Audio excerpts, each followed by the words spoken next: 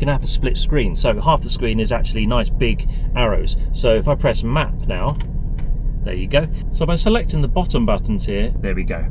So another way of entering the destination is simply by using the postcode function. So press save and you've got options now. You can do a create a new entry, or you can allocate to an entry. Bring up the street names as you drive, and I've used this in cities and it really is quite good. Let's move on, 'cause it's time to move on.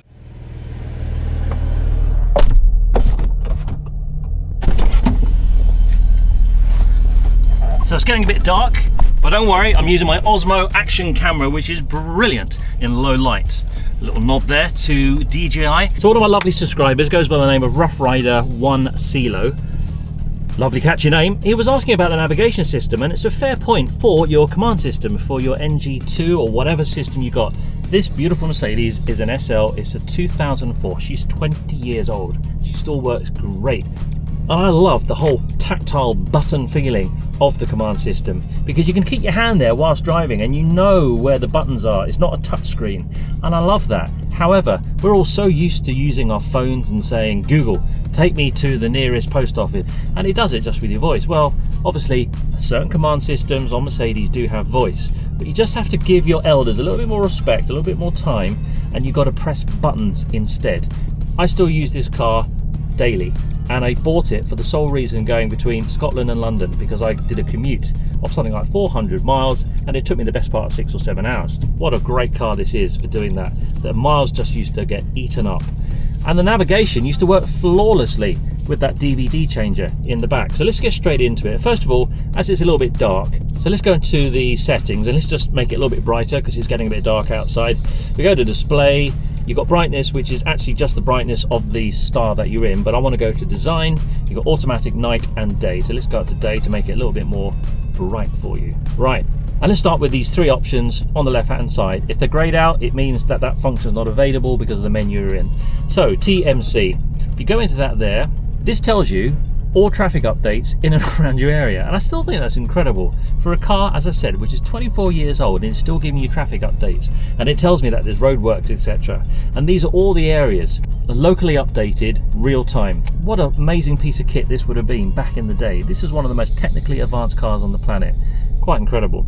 Right, so let's go back, let's go into mode now. You've got fast route, dynamic route, short route. Fastest route, we'll do the fastest route. Dynamic route is going to change dependent on the traffic. It will update and give you a faster route if there's a blockage, etc. Short route is as it says, it's a short route. And settings. Navigation is not active. So that voice, if you listen, Navigation is not active. gives you an idea of the sound and the volume. You can change it, bass and treble, because you might want it a little bit more high because it's more vocal, so you can change the treble side of it. Likewise, you can also change the volume. So if you're listening to the radio, you don't want the navigation to be too overpowering, you can turn that volume down. So that's what that's all about. Navigation is not active. If I press volume difference, this is where you'll change it. So let's come back out of that. So those are the three options there. Right, continue route guidance is as it is. It's going to be the last place that you went to, and you just press OK. If it's your workplace, for example, you might just have that every single day. But you can also store your workplace, and you can store your home address. Destination memory is exactly where you do that. When you're storing your home address, little tip, you don't need to put exactly where you live. Just put it to the nearest road. I always think if somebody was horrible enough to steal your car, they've got that, then they know where you live. So I usually just put it a couple of streets away. Enter destination, last destination, and POI is points of interest. Let's go into enter destination. Hit that. Now, this is where you got to use your fingers and type. And it's actually quite intuitive, really. Once you've done it a few times, it's not so bad. This actually does all countries in Europe. So you press country on the left-hand side there, and it alphabetically tells you every country that the navigation map in the back can then go to. So Bulgaria, Croatia, Czech Republic, France, Germany, Hungary, Ireland, Italy. Alphabetically, you just work your way along the list. And the last in Europe being the Vatican City, smallest country in the world. Right, let's go back and let's find Great Britain, and I'll show you how you actually then navigate from the very top menu down to Great Britain. There she is, press OK. So now from this point you're going to enter the main city. Just think about the main place that you went to, which was Great Britain. The next stage we're going to go to is the city. So let's go to London, and as you start to type, it then singles out what cities respectively will be on the list. So we're going to go to London, so we're pressing D and it should just be the next one. So there we go, there's London. You'll notice that the OK has been highlighted with the black box. You press OK there. Now from here you need to choose which of the places that you want to go to, because there are places in the UK which, even though have London in it, they're not actually anywhere near London. For example, London Coney, well, that's about 25 miles from the centre of London. Likewise, London Luton Airport is nowhere near London. That's about an hour and a half away. So anyway, let's go to London, the first one on the top there. You press OK. Now we're in London. Where are we going to go to? I don't know, let's go to Piccadilly Circus. So as you start to type Piccadilly, it narrows the search down accordingly. There it is, Piccadilly at the top there. Hasn't got OK selected, so let's move down to the OK. There, and now press OK. Now, whereabouts in Piccadilly are we going to go? Well, Piccadilly Circus. Let's go there. Press Piccadilly Circus, and that's it selected.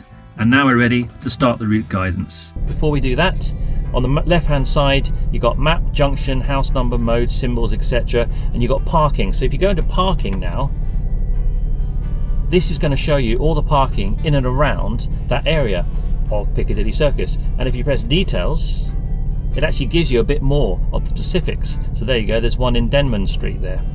Right, so let's go back and back again. Now we can start the route guidance. I've got the dynamic route method set up. Your route is being calculated. My route is being calculated. I still think it's amazing how this does this. 20-year-old as well. Please follow the road. The long way, Scotland to London. I used to do it for 3 years in this car. It takes about 6 hours. Okay, so if you want to bring up the information on the sides there, you just press any of the buttons. If they're not there, just press the button and they'll come up if you're wondering. Now, I like to use the plus and minus buttons here. Now, if I zoom out here, you'll see that it will gives you a scale along the bottom of how far we zoomed out there. And you can see there a little overview of Scotland down to London. And it looks like it's going to take me on the M6. Because I'm a geek and I've done this so many times that I know that that's what that road is. Right. If I keep zooming out, you can see that it covers, and depends on your DVD navigation, it goes all the way over to Europe. And I've got everything there all the way up to, say, Budapest. Right, so let's go and zoom in.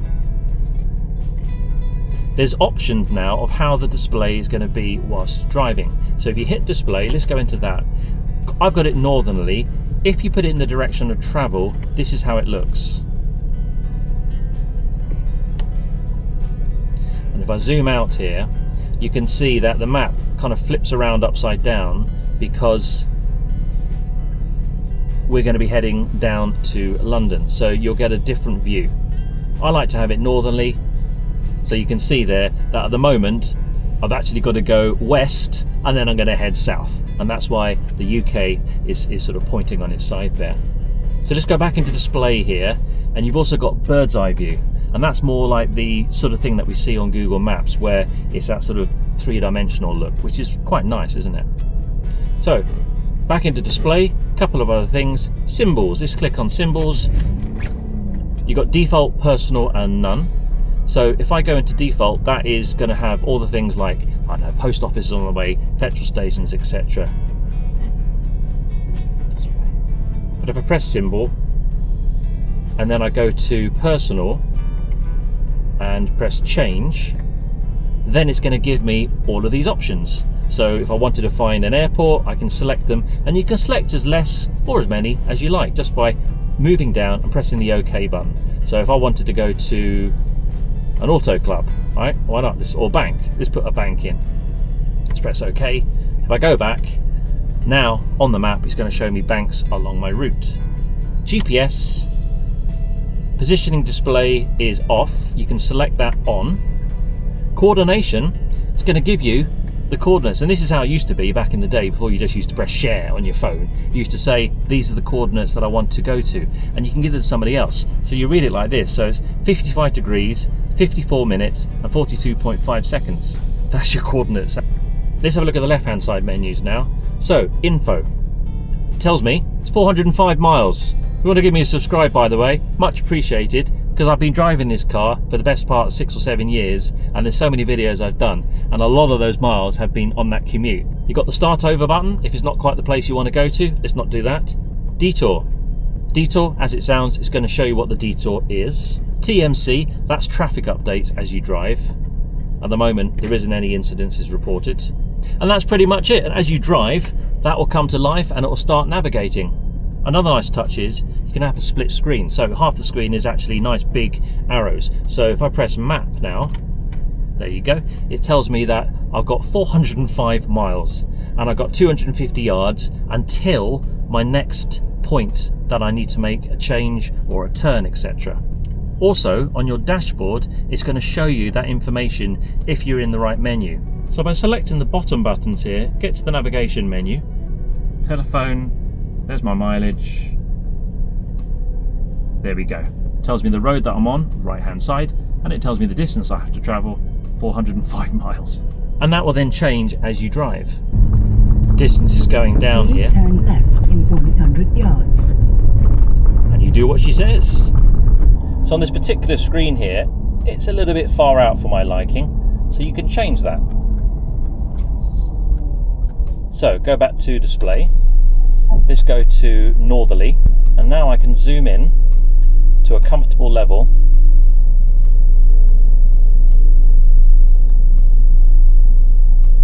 Where I can see the streets. Now if I press map, I can see as I'm driving, and if you get the right scale, then it will bring up the street names as you drive. And I've used this in cities and it really is quite good, considering, as I said, this is 20 years old. So what I'm going to do at the end of the road now here, turn right. I'm purposely going to go the wrong way. I'm going to turn left. And let's see what happens. Let's see if the map changes.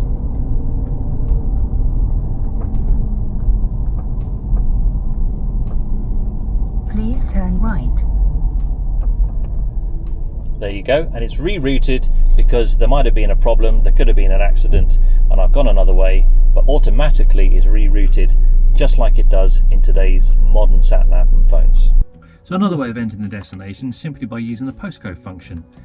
You get 3 or 4 letters that you can put in there. So if I type in either a person's address or a work address, I've got different places I go to work. So let's say I start to type in the postcode, and it knows, looking at the letters, which are the following letters that it can only be. So if I press OK here, it's then going to find the different areas that it knows are under the beginning of that postcode. So I'm going to select St Albans, and now you need to put in what the name of the road is that you are going to. So if I start typing that, again, it works out respectively which one. So I can now move down to OK, and it's got other options there, but I'm happy with the first one. I'll select that. Now, instead of pressing OK to go to that destination, you simply press the save button. So press save and you've got options now. You can do a create a new entry, or you can allocate to an entry. So let's go create new entry, which is highlighted in black. And these are different places of work. So I'm going to put in the name work, whatever you want to put in. You can put somebody's name there if you wanted to, entirely up to you. I'm just using the arrow keys here. This one is a space button, and I'm going to call it work 2. Now go down to OK, press that, and it gives you 2 options, whether it's a home address or a work address. I'll select work address. It's popped it in there, and it's saved. Now, in order to find that, if I go back to the main page, it will be in destination memory. So we select that. Then you're looking at the letter on the top. So this is the name of the place. So W is going to be for work. You might have somebody called John. You look for J. So if I now use the left and right arrows, there we go. There's work 2. I already had work 1 in there. Select down to work 2. You press OK. It'll work its magic. This is doing something like 400-mile calculation because I'm in Scotland at the moment. It's giving me the name, it's giving me the address. You press start route guidance, and away you go. And you can use that whole premise to enter your home address. Just remember, when you do that, it's best not to do the exact street, just do something near, so at least it gets you in the right direction. I always think it's good for security that way. So there you go. It's not bad, really. You got to think to yourself, Now turn right. hats off to the Mercedes engineers that came up with this system. Can you imagine having this back in 2004? I mean, that was pretty much when YouTube just started. And here we are doing videos and posting stuff like this on YouTube. It's incredible when you think about it. To get this sort of information before, you would have to probably go to Mercedes dealer. Now, you just say to YouTube, tell me how to use the navigation system on a Mercedes Command system. And you've probably found me. Thanks so much if you watched this video. I really hope it helped you. I've got loads more on Mercedes, especially this Mercedes SL. Thanks for the subscribe, and I'll see you on the next one. Brilliant little sat nav.